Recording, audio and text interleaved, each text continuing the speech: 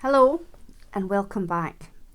Now I've got a nice subject to talk to you about today, and it's got an important point to it. It's really, I'm hoping I'll be able to remove some fear from some of you, and also give you tools to act and to implement if situations come up, so you'll be a bit better prepared for things.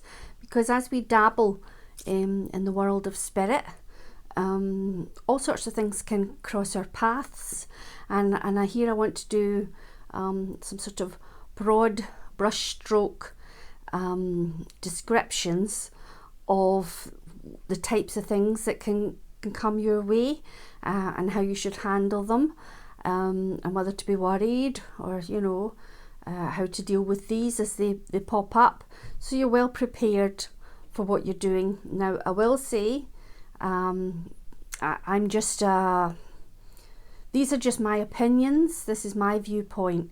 This is not coming from any accredited source or anything like that. I've done my own research, I've done my own learning, I have had my own experiences, and this is what I believe. If you want to contribute to the conversation, please comment below, and you can give us any insights you have, any tips, any advice, any experiences. It's I would like these videos to be a conversation. It's not me dictating things, and I'm open to new viewpoints, new ideas. That's my thing. I like that, so I welcome that. So please contribute if you feel you have something valid to say to the conversation.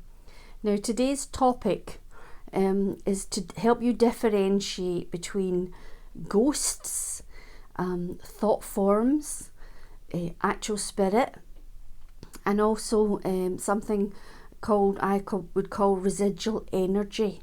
So all these things they can in some ways feel similar, and that can be confusing. And if you are unsure and worried, it might help you to label anything you've been experiencing, and also hopefully give you some a roadmap of how to handle these situations and what it might mean. Okay, because people have all sorts of experiences, and if you're new to this area, they may alarm you. I've been alarmed in the past, and it's through situations like that you do your homework and find out things. I think that the energies on the planet are raising up very quickly, and this is causing our vibration to be closer to higher vibration energies, or things on the other side of the veil, so to speak, and therefore spiritual type encounters or encounters with other energies are on the increase, and strange things are happening in the world more and more often. So I think it's going to be quite a lot of fun, actually. I think it's a positive thing that we're all getting closer to connecting with the other side more and more often, and we're also able to access things that are happening around us that have previously maybe been invisible or below our consciousness. So I'm going to start with something which excuse me, still got the throat thing, bear with me, it's getting better, that a lot of people might not be aware of. It's not as commonly known outside spiritual circles as it is to people who've more experience, and it's something called a thought form, and these can be quite sinister, and they can be quite troublesome, and I wanted to just give you an idea of what they were, how they come about, and how maybe you should deal with them. Now, I think the majority of thought forms are a bit malicious. They tend to be created through a sort of fear-based energy, and they can be quite negative in their interactions. But I do believe it is possible to create positive thought forms who could be quite reassuring and have beneficial results. But I think that they tend to be created unconsciously, and people they tend to come from fear-based situations. So most thought forms are negative, and they like to attach to humans. Now I'll try and wheel back a bit and explain how they come about. When we're in a situation where we're afraid of, like monsters under the bed, or things that go bump in the night, or sort of negative things that can happen in the world, we kind of, we sort of emit a low density negative type energy. And over time, you sometimes see, sometimes in these old Chinese movies and that, you have Chinese masters come and they summon the negative energy from the room. I think shamans do this too. They call in all sorts of negative floating about energy that surrounds people. You can pick it up walking through town or in the supermarket, or even in a phone conversation with someone that's a wee bit nasty. There's sort of negative energy that's about in the realms surrounding our planet, and can get into your aura, can get into buildings, and if you're going to do any kind of spiritual work, this negative energy can interfere with that, because it has some form of consciousness to it once it's established. So I'm just trying to give you an idea of what it is we're dealing with.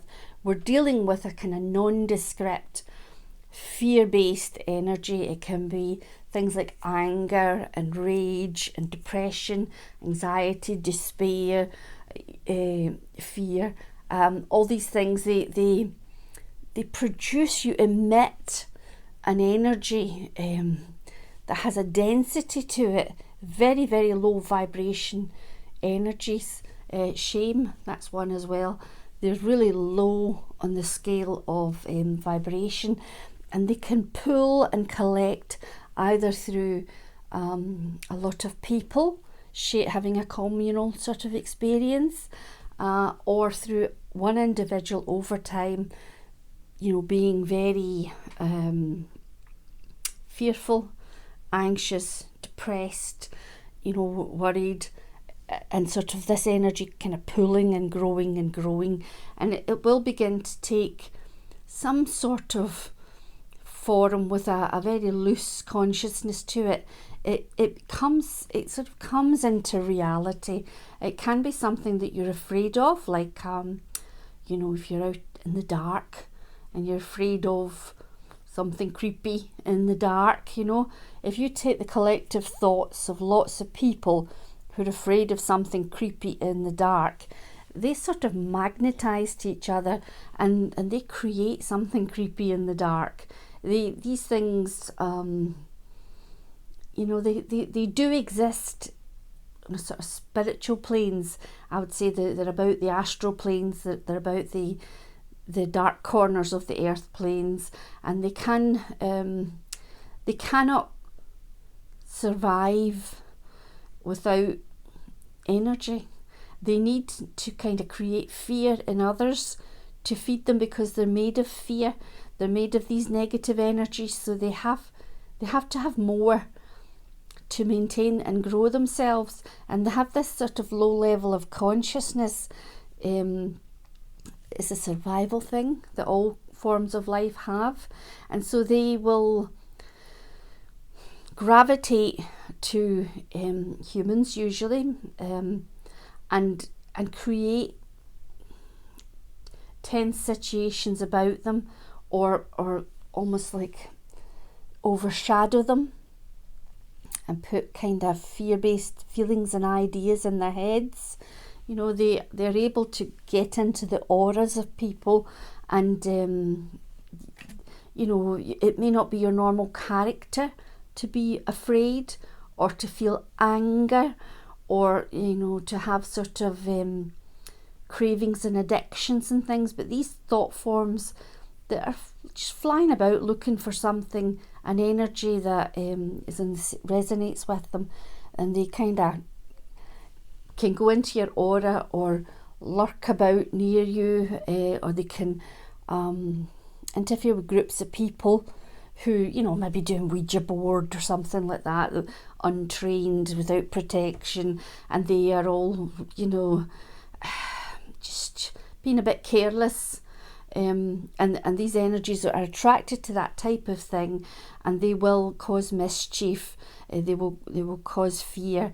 They might sort of make noises in the house, or you just have that creepy feeling, you know. And that's what it is. That as you know, become afraid, or you're emitting these energies, you're thinking, oh, what's that there, you know. It feeds it, and it grows.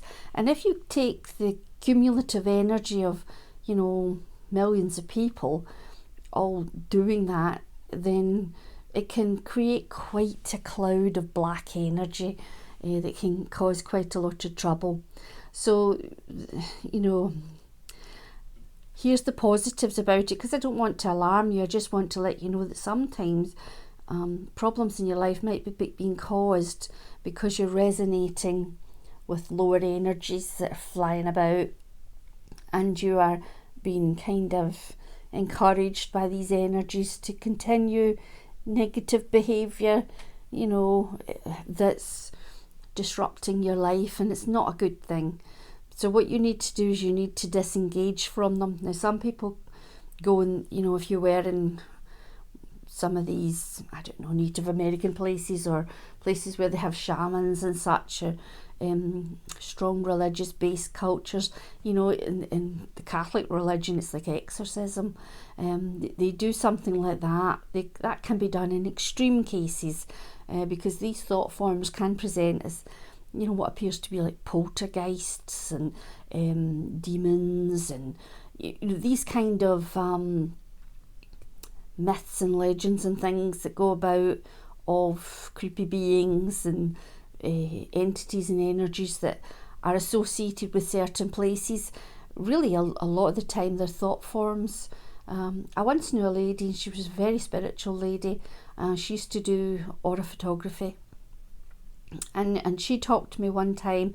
She could sort of see energies and spirits, and she saw 7 thought forms around this one individual who was suicidal, and, you know, she it was quite difficult for her to do healing. She did healing work, or to help and, you know, give spiritual guidance to them, because they were being controlled by these thought forms that were, you know, almost whispering in their ear to do different things, whether it's to get yourself drunk or take drugs, or, you know, just things like that are baser kind of human habitual things that we can do.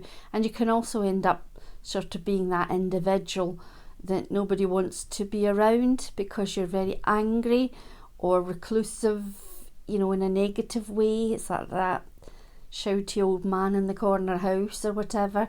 These are the types of things that can happen if you get too locked into thought forms. So anyway, let's go back to how we can clear them. Obviously, you can do any sort of energy clearing techniques will work on a thought form. The higher up you can raise your own energy, then the less hold they will have on you. They don't feed on high love energy. They can't survive in that, and they can't even bear to come close to you. Negative energies, you know, this might put your mind at rest, can't come near high energy beings. You know, so if you're a very spiritual person, you know, you have your faith of some form, you are good and kind, you're seeking the light, you're looking to better yourself, you won't have much to do with them. You only kind of cross their path either in trying to help other people, or if something hits you in life, like a loss of a loved one, or you maybe go into a property that's got very negative energy associated with it, or those types of things, you pick it up. It might briefly try and attach to you, just looking for a source of energy for itself, and it will try and lower your energy, your mood, and you just need to kind of, it's like hygiene, it's like spiritual hygiene, to keep these things not attracted to you. And if you happen to pick up traces of any of it, or find yourself slipping into fear-based thoughts, or you're behaving out of character, sort of raging at people, or being very depressed and low, then you need to, if that's not who you are, if that's not a sort of normal for you, then you can take steps to pull yourself out of that hole, and it will chase off these things. And if they're not fed, they do disappear over time. A thought form that doesn't receive the energy it needs, that it originated from, will fade away. It will just disappear if you don't feed it that energy. So you can do all the energy clearing techniques. I think I've done a video on this. I know it's threaded through a lot of my videos. First, start with the intention. I'm clearing energy. I'm purifying my aura. You can do things like, sea salt, sort of washes and soaps. They make things like that. It doesn't have to be all high tech and things. You don't have to have fancy things. Things like salt and the intention. Just putting salt in the corners of your room, or sprinkling salt into your bath. Salt's quite good. They don't like the salt. Then you get your sage burning, or your other kind of smudging herbs. Those are very good. Lighting a white candle, praying, whatever religion you're in, picturing the white light, purifying the house. Things like ringing bells. Sort of negative energies don't like ringing bells, and incense. Drums. Some shamans do a lot of drumming, and again, it's a vibration thing. You can be doing hertz, the sound tuning, sound healing, where you can find them on YouTube videos that you can play loudly into the room, and it has a certain resonance that is not comfortable to them. It's a lot of simple things. It's nothing to be alarmed about. But really, it's about raising your awareness that this is the main point of this part of the video, is to say to you not to create negative thought forms, to be positive in who you are. Whenever we all get negative thoughts. Sometimes I don't feel afraid very much, but sometimes I feel anxious or stressed with life. But rarely, it's very rare. Occasionally I get a little frisson where the house is quiet and dark and it's late. And in the past I've had some experiences, and I get a little shiver, a little creepiness, and I think, no, I'm not having that. I have crystals that I sleep with under my pillow. It makes me sound like I am afraid. I'm not afraid. They're there more as prevention and for peace of mind. They make me feel reassured. You can light a candle, you can pray, you can picture the golden light. I just do those type of things, and I also call in protection and things, and the fear will go. It will just go, because you've got your big bubble up, nothing can come near you. You've got I once had a terrible dream. It was really frightening, and I did feel that it was a demonic attack. It's how it felt. It was a very lucid dream. I don't think it was a dream as such, but I was asleep, and I was in one of those paralysed states, and this nasty creature was lying in bed next to me. It was in the bedroom I was in when I fell asleep. It was in my own home. It was my home. I was in bed, and this scary thing took place in that room, and it was just coming at me, and it was like something like the alien, it was a human face that then turned into a horrible, scary being, and I was terrified. My heart was thumping, and I couldn't move, and I was really was terrified. Now I woke up out of this dream, and I could almost still feel this presence there. It was as if I'd had dropped into the realm of reality. This thing, I can remember it to this day, was still there, and I happened to be alone. My children were off visiting their dad, and it was so frightening. It's always 3-4 in the morning these things happen.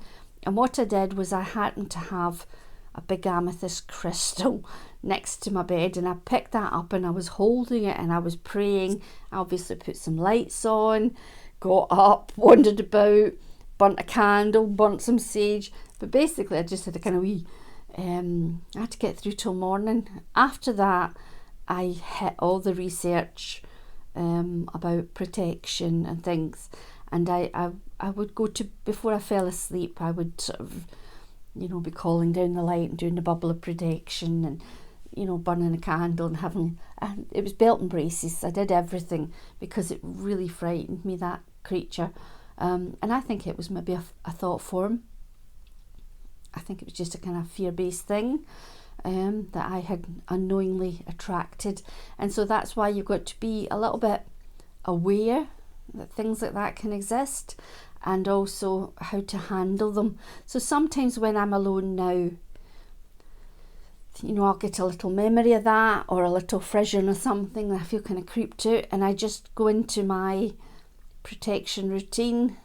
It's frequently in the middle of the night, but I do keep a rose quartz and a big amethyst crystal under my pillow for easy reach should I require them. But I know they're there, and they're emanating their protective energies and their loving energies to me. I mostly do visualization and sort of calling in guides and things like that, and that's enough. It sort of makes me feel safe, and by just feeling safe and knowing I'm safe and feeling empowered, then I don't need to be afraid, because whatever it was just goes. They just know they're dealing with an enlightened person, and they don't linger. So I hope that's raised your awareness, not to allow yourself the luxury of dwelling in fear-based or depressed, and you don't try not wallow in these energies, because you will contribute to, or you will create your very own personal thought form, and that thought form would like to keep you in that state of mind, because it's what creates it, and it's what feeds it, and what helps it to grow, and it will influence other people in your family. If you grow a big fear-based thought form that's living about and feeding off you, and you're all depressed and anxious and fearful and angry and stuck down there in these lower energies, you'll start to impact the people around you. It can spread quite rapidly and form this big soup, so we don't want that happening. So like me, I want you to be aware. You can't allow yourself that to be like that. You have to pull yourself up by your bootstraps and take some steps to raise your energy up, to break that negative patterning if it's a factor in your life. Okay, now thought forms often get confused with ghosts, and they're two different things. A ghost, in my opinion, is an energetic imprint of a living soul that was in that situation. They're fairly common, but they're really nothing to be afraid of. A true ghost, it's nothing to be afraid of. It will be, for instance, I think I was in York, and I heard a story about how these Roman soldiers had been seen walking through one of the streets of York, I think it was, or one of the buildings in York, and they were seen walking at with from knees up. they were walking down this road, and apparently when they did a bit of research, the road used to be a lot lower. It had been raised up, for that building or something, and where the soldiers were walking, they used to march, these Roman soldiers, and they were marching at the old height. So they appeared to be, going through the floor or something.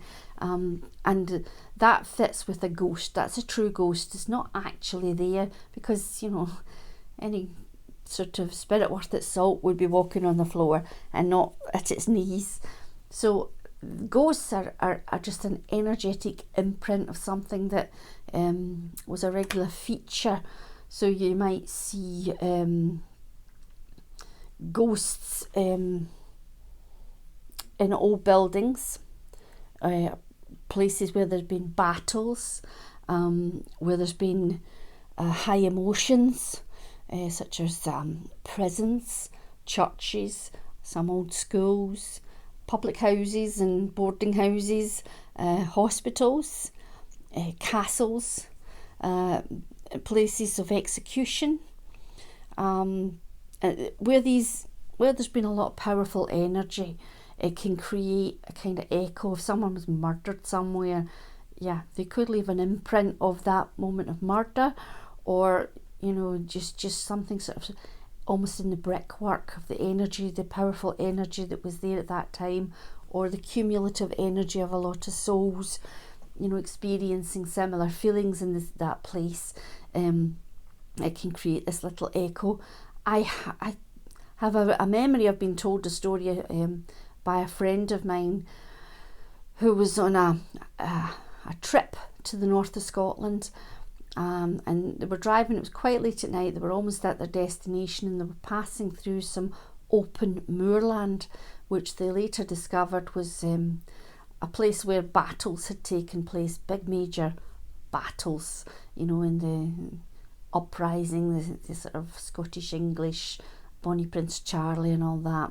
And they were driving through, and it all was quiet. It was flat land, and a man suddenly appeared in front of them, and he was in, he was wearing a kilt, and he ran across the road, and very close to them, saw him, and she stopped her car, and she got out to look, see if this person needed help, and there was not a living soul to be seen, and it was light enough that you could see that no one was there. It was flat. There was nothing. It was a true ghost. It was an echo of something that had happened hundreds of years previously, and she had just happened to drive through that moment of energy, and saw this individual.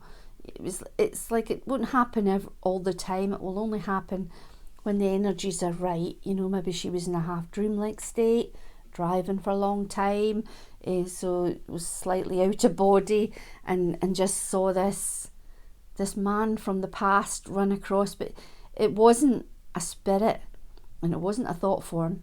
It was a true ghost, and it wouldn't really have been aware of her.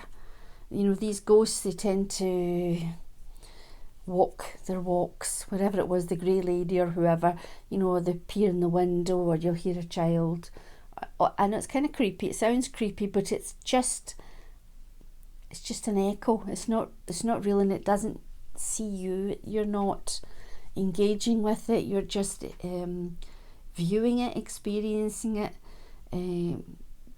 walking past it. Is not going to attack you or harm you. It's just a bit creepy, because we're raised on ghost stories and things like that.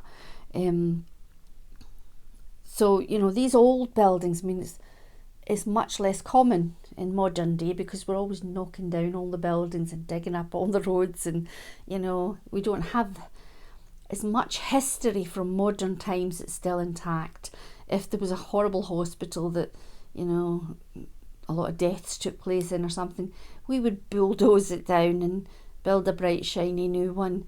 But here and there you will find old buildings, and they'll say, oh, this used to be a hospital, or this was a church, these are the remains of such and such, and you can tangibly feel the energies, and they all have their stories attached to them, strange things people have seen or heard. And although they can make you a little bit, ooh, that's a wee bit spooky, those types of ghosts can't ever harm you. It's just a little glimpse into the past. Okay.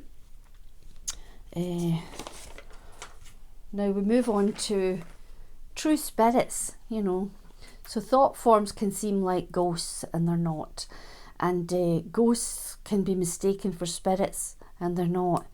Now, the spirit world is very active.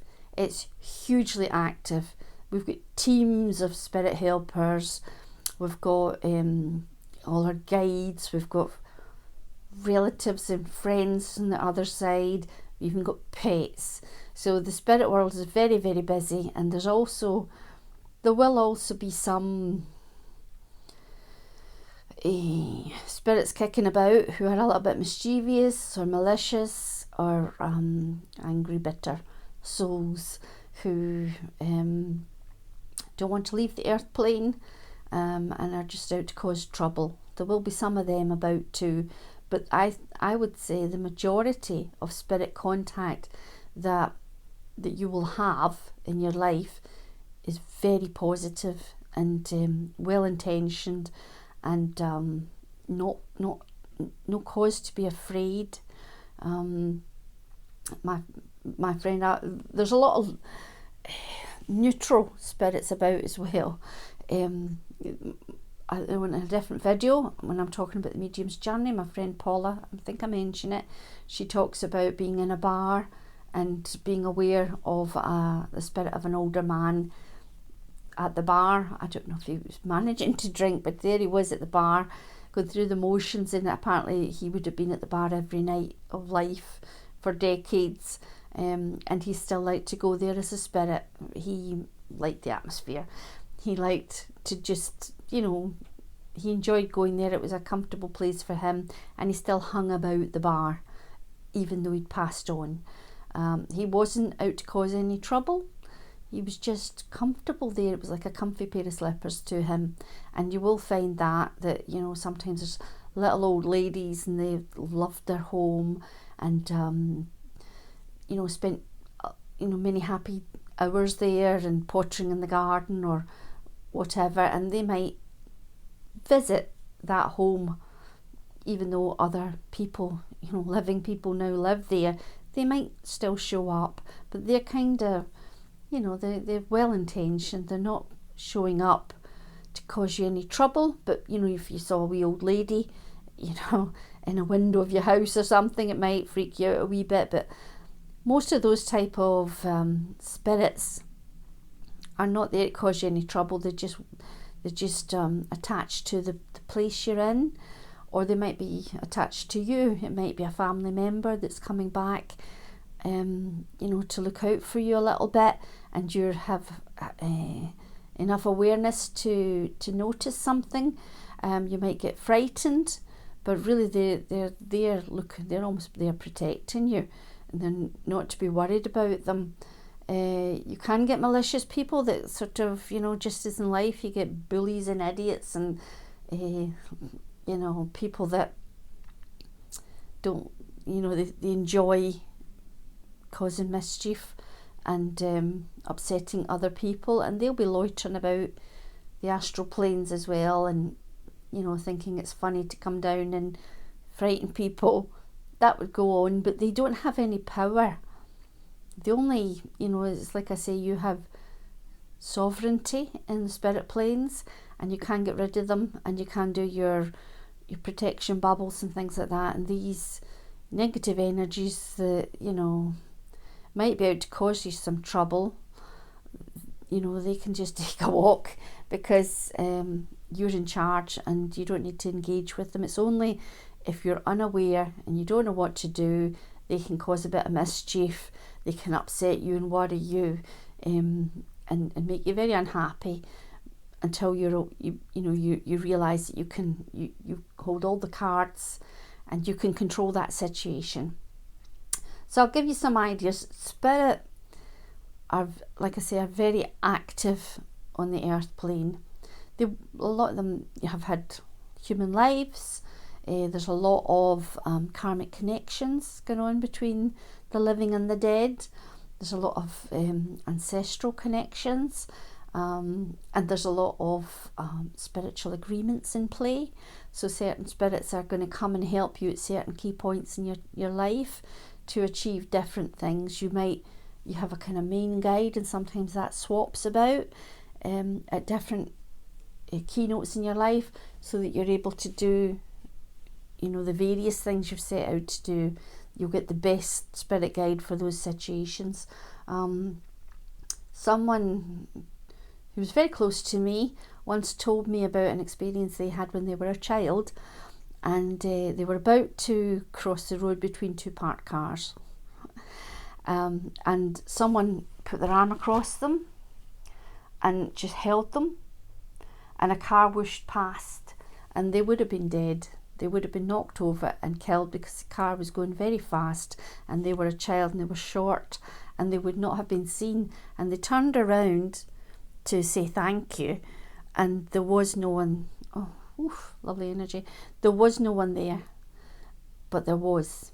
Their protective spirit guide had to take steps and put that arm across them and hold them from walking out and being killed, because they had a whole life to lead.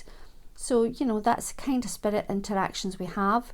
You don't have to look very far to hear stories of people who car breaks down in the middle of nowhere, and a friendly stranger turns up and helps them change their tyre or something.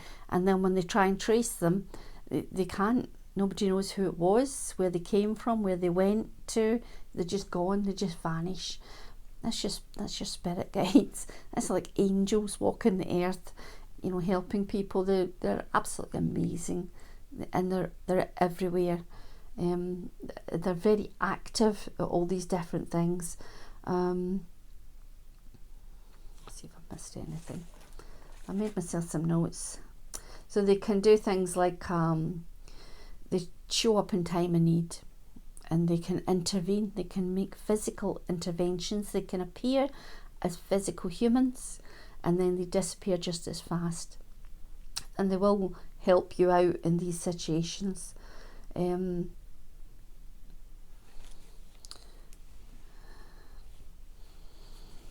Yes, they can also sound minor, but in a less obvious way, the spirit world can send you little clues, if you've lost documents you need, or jewellery, or keys, or some important thing. The spirit world are frequently reported to be sending messages or clues in some way that's helpful, and you going, oh, I put it in that drawer, or it was in such and such a cupboard, or was put it in the attic, or it was underneath that thing, and you remember it with the help of spirit. They sort of do things like that.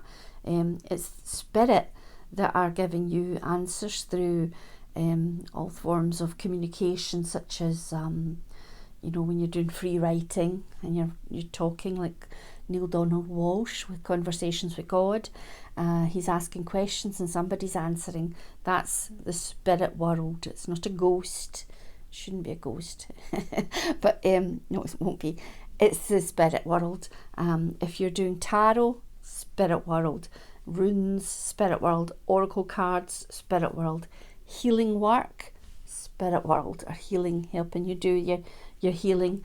If you're doing creative based things, then they can come and offer you inspiration and assistance and things like that. I often wasn't a natural cook. I'm getting a lot better, but frequently in the kitchen I would say, can I have a cook please to come and help me if I'm doing something a little bit beyond my natural skills, or if I'm doing some painting, I'll say, could you send me an artist please to help me, and that type of thing. If I'm writing, can you give me help? Before I did this video, I asked the spirit world to come and help me to try and allow me to produce the type of video I wanted to produce that would help as many people as possible, and I do believe they are about helping me.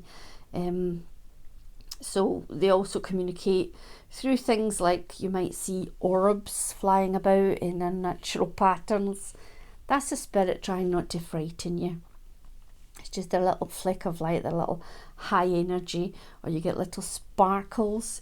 You might get a smell of lavender or something you associate with someone. You might hear songs in your head that you associate with spirit, or a thing comes on the radio or something that you associate with them. You might feel that lovely tingles through your body, or warmth. Sometimes you feel cold, but it's not a scary cold. All kinds of subtle signs. That's spirit interaction, testing the waters, trying not to scare you, but trying to let you know they're there, or give you an affirmation of something you're doing. Spirits are just awesome, and it's going to be wonderful when they are, it's more common for them. I'm really looking forward to if I could see them and chat with them and interact with them and work with them in a much clearer, transparent way, so that it doesn't get muddied coming through my consciousness, because they're planting in the inspiration and the ideas, and then it's got to filter through all my life experience and my soul and its imperfections, and come out to you close to what they intended, but maybe not quite 100%. So people who have clairaudience like myself, clairvoyance, clairsentience, and all the other clairs, that's spirit contact. That's pure spirit contact. It's usually higher ones. So negative spirits, which exist, are uncomfortable around high energy beings. They will prefer to go off and sit in the company of low energy beings. So that's your best defense against negative energies in all the different forms, is to raise up your energy, to strengthen your aura, to cleanse and raise up the energies of your home. They cannot tolerate that, and that's the best way to deal with them. And if you notice yourself ever lapsing into any of the low energy things, don't linger there. Get yourself out, please. The final thing I want to speak about is what I would call residual energies. So I'll be as brief as I can about this, but basically all buildings, especially old buildings and such, they will pick up an energy of the place. So say you took the workhouses, the old British workhouses that used to be, they wouldn't have a very nice energy about them at all, because there was so much misery and death and disease and despair in a workhouse. But that's not a conscious, that's not a thought form energy that's there. That is just what has emanated from the humans who occupied that space, stuck sort of in the energy of that building. If you take, I can tell you a story about, I think it was James Van Praagh, but it may have been another famous individual. I do a lot of courses, but my gut feeling is that this story was told by James Van Praagh, and he went many years ago to Auschwitz, and he was following some friends. I think he was a younger person. He was following some friends down into some awful places that they have that I've never been. I would be very hesitant to go myself, but as he was about to follow these friends down into the dungeons or whatever it was, maybe it was the gas chambers, it was something horrible, again he became aware of a guardian. There's a guardian at the gates of Auschwitz at this bit, and the guardian blocked him from going down, wouldn't let him pass. He just shook his head and said, no, it's not right for you. And it's because some souls are just too sensitive. Obviously he's a psychic medium. He might have been younger at that time. not as protected, and he would have been traumatized by the sheer blast of awfulness, that the residual energy of all that death and pain and suffering and fear that is down there. Other souls that are less sensitive, that are more 3D based people, might be able to come and go and feel a level of that energy, but not enough to, just destroy them. Sometimes, life gets a little too real, and for sensitive souls it can just overwhelm you and send you to a place of despair, and we can't afford that. We can't allow ourselves, we have to protect ourselves when we're as sensitive as that, to keep our energy up, because the light is needed. So that's he was being protected from the residual energies of a concentration camp. These energies can be about in all sorts of buildings to different degrees or places. I remember again another story of Paula. I went to visit her once. She'd recently moved into this little shop, and she was there in her big flamboyant caftan, I think she was wearing, and she was pressing her hands up against the walls, and she was like, come in. She says, I'm just putting love into the walls. I'll need to do this for a number of weeks, to clear out all the negative energy and create the kind of space that I want to be sitting in, because it had a long history, probably of struggle in that little shop in Blackpool it was, and so she would start building up the loving forced energy in the walls. So that's an interesting tip. It's very, you just literally have that intention, you're calling down the light, you're sending love. So you can do that, in your bedrooms if somebody's having trouble sleeping, in a room because the energies feel off or whatever. Try putting love or sending love into it, clearing the spaces. You do the practical stuff, but then you do the energetic work, and that shifted the energy of the place and was much more comfortable fit for her in the healing work and the spiritual work that she was doing. Sometimes if it's very strong, like places like Auschwitz or workhouses or awful prisons or sites of execution and things like that, you're not going to, as an individual, be able to go in and make that better alone. That would take many souls coming together with a communal intention and a lot of energy being called down to raise that up. If you go to ancient sites like Stonehenge, which you can't actually get into anymore, they've got a certain type of residual energy, and it's more, like old cathedrals and things like that. That energy is more spiritual in nature, and it's a positive residual energy that you can sense and feel whenever I walk into churches, chapels, any kind of place like that. It's sort of there. It's just, there is a comfort to it. There is a presence, a welcoming safety, sanctuary in these places, and it's all it's in the air. It's vibrating through every part of the substance of these buildings. So I wanted you to be aware of residual energy and how it can be impacting you, especially if you're moving into a new house, or you're having dealings in an old building. Places like castles and things like that, they're going to be thrumming with residual energy. I actually love them. I love touching the brickworks of even little cottages.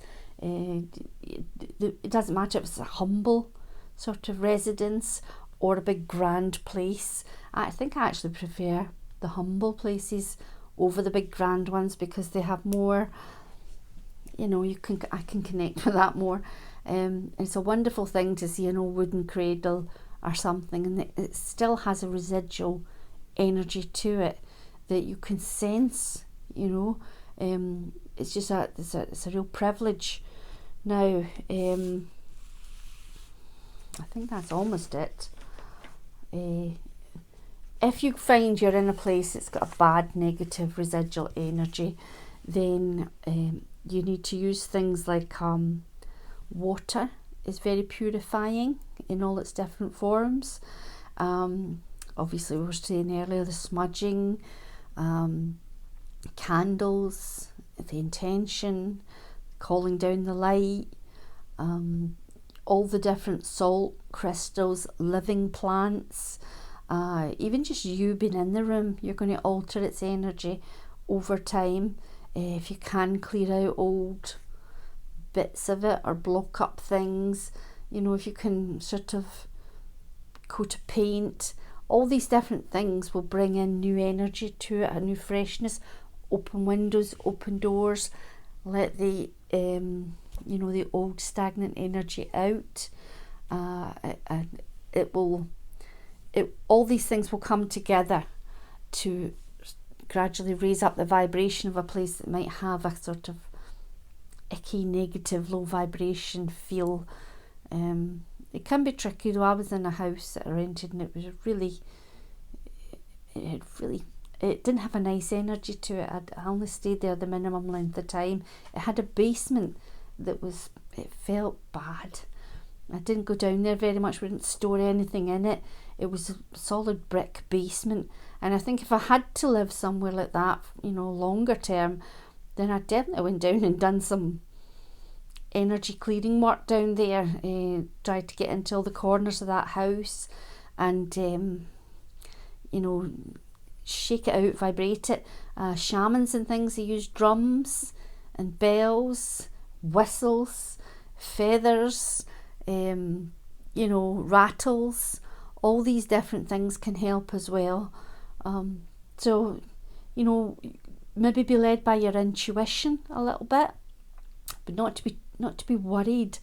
Most of your spiritual interaction will be from friends and family and loved ones in the spirit world, your fantastically large team of spirit guides, or neutral people that are just passing through, you know, and not any trouble. It's a very small percentage of spirit that are out, you know, to create trouble, and they probably won't be attracted to you because of your high energy. So, you know, they just might affect other people who are in a dark place themselves. The thought forms, we don't give them another thought, okay? You don't dwell on any of these things or worry about them, because that would just be adding to them. If you want to weaken them, then you cut them off. You cut them off at source, and you don't feed them that negative, lower energy, you know, feelings and emotions. If you have any input to this, you know, do add it. Add your ideas and suggestions. Do, you know, as I say, it's a dialogue, and I welcome any constructive comments you've got, feedback, ideas or experiences that you've had. I want to thank everyone that likes and shares my videos. I want to send a big thank you to my subscribers, who I very much appreciate. It's good to know that, you know, you're benefiting from the videos. That's my intention, and I hope that's helped you in some way, and that you have fun in your own spiritual interactions, and you can maybe look at things, certain situations, with fresh eyes, and not be at all alarmed. Do maybe your preventative, protective procedures, so that, you know, you won't ever get troubled by anything. But if you're visiting old places or whatever, then you'll know not to be afraid, you know, not to attract that. If you go in with your bright shining light, if there were negative ghosts or thought forms in there, they would scurry off in the other direction. So just ramp up your own light and go in and enjoy your days out without any worry about it, okay? I hope it hasn't frightened anybody. It's not intended to frighten anybody. It's just really there to illuminate the whole subject, okay? well, we can maybe go into other related topics shortly. I'm working on various things to share with you. Okay, I hope you've enjoyed that. I will send you many blessings, much love. We'll speak again soon. Take care.